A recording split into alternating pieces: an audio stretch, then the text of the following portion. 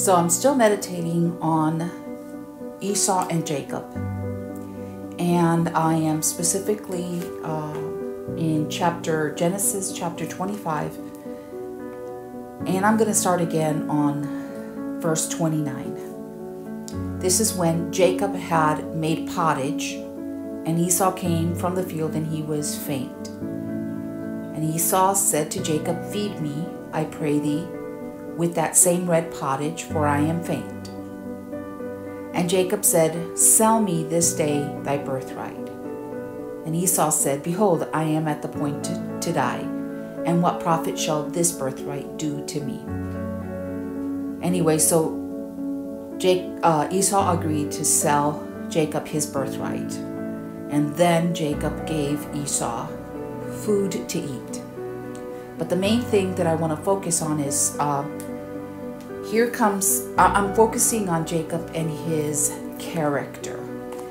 At this point in Jacob's life, he had some character flaws. And right here, he saw his brother with a weakness. His brother had a weakness. Esau had a weakness. He was impetuous. He was impulsive. And his appetites were his weakness. And here, at this time in Jacob's life, he took advantage of his brother's weakness. He took advantage of him. He saw an opportunity. He wanted that birthright. He wanted the rights of a firstborn son. And so he saw his opportunity, and he used Esau's weakness in order to obtain it. He used Esau's weakness against Esau. That is a horrible character trait. Yet, here is Jacob, he's one of the patriarchs. He's a patriarch. There's Abraham, Isaac, and Jacob, the patriarchs of Israel. Judeo-Christianity stems from them. They are the ones that established the Jewish religion, and from that lineage comes Jesus Christ. So he was still an honored man. But at this time in his life, at this time in his youth, before he overcame these character flaws, this is what Jacob was like. He was an opportunist. He saw an opportunity. He's been probably planning something. He was in his own heart. He was competing with his brother, despising his brother because he has the birthright and Jacob didn't. And the way he went about to get that right, the right of a firstborn, even though ultimately he was going to get it because God had spoken to Rebekah that Jacob is going to be in that lineage. But the way he went about it, the way he went about getting something was wrong. So to him at that time, the means justified. It didn't matter. It didn't matter what. To him, he was able to make it right in his mind, even though it is not. And he did it in not in an honorable way, not in a righteous way. He went about, he was sneaky, he was scheming, he was conniving, and that's how he went about to get something that God had already ordained that he was going to get. So in this instance, if he would have just waited on God, if he would have waited for God to provide it for him the right way, it would have been better. But instead, he wanted to do it faster in his own time. And when he did that, he went about it in the wrong way. He did it in a dishonorable and immoral way. So it's kind of like the same with Adam and Eve, with the tree of the knowledge of good and evil versus the tree of life, the tree of wisdom. They wanted knowledge. They wanted wisdom.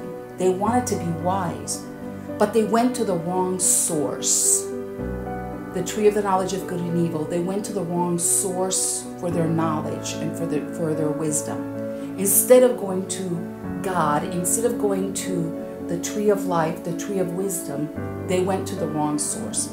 And so the same way with Abraham and Sarah, they wanted a child. God had already promised them that Sarah would have a child, but they wanted a child faster, sooner than God's timing. So they went about it the wrong way. They went about it going to get a concubine, Hagar, the bondmaid. They went about doing it their own way without God's blessing, and the result was fleshly results. So here, Jacob wanted the birthright, and spiritually speaking, that is a good thing, that to want that birthright of the firstborn son. Spiritually speaking, that is an honorable thing. But he went about it the wrong way. He went about it in a scheming, conniving, deceitful way. He took advantage of his brother's weakness in order to obtain it.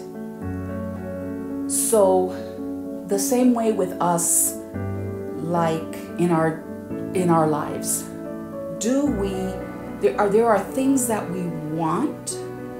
Let's see if maybe perhaps a marriage partner, maybe perhaps a promotion at work, or maybe perhaps a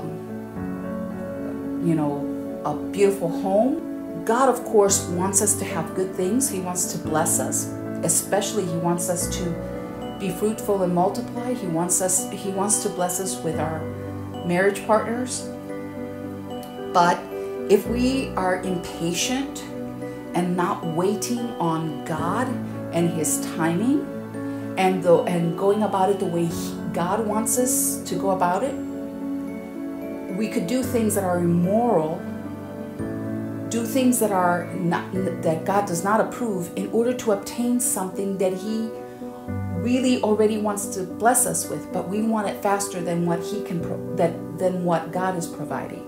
We want this beautiful property or a beautiful home or something like that, but we don't have the money for it. Do we scheme? Do we connive? Do we try to obtain something immorally, not in a way that God would want us to go about it? Some people can cheat on their taxes so they have more money in the bank versus paying it to the government.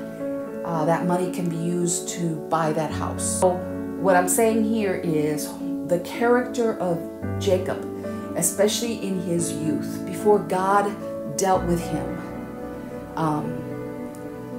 and before he overcame these flaws, the way Jacob went about to obtain something that God already wanted him to have, the way he went about it was immoral. He was. That's why in the scriptures, it says, after, that when Rebekah was giving birth to Jacob and Esau, Esau came out first. And then in verse 26, he says, after this, his brother came out, and his hand grasping Esau's heel. So he was named Jacob. And the name Jacob means supplanter. Some of us, we have some character flaws, personality traits that we need to overcome. There are times when we want a particular thing very much. We don't want to wait on God, so we go about getting what we want through scheming, through immoral actions in order to obtain something, instead of being patient and waiting for God's timing.